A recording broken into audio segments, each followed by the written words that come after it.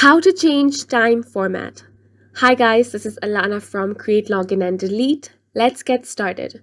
So as you know, there are two different time formats. The one is 12-hour format and the other one is 24 hours. So if you want to change your current time format, you first have to open up your settings. From here, tap on General Management. And you're going to find the option of date and time, so tap on that option, and here you can find use 24-hour format.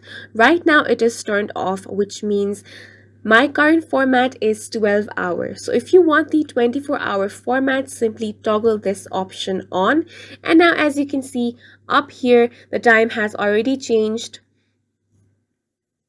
So as you can see, my time format has been changed to 24 hours. Now, if you want to change this again, then simply toggle this option off. And this is how you can change time format in any device. We hope you guys found this video helpful. Please make sure to hit the like button and subscribe for more helpful tutorials.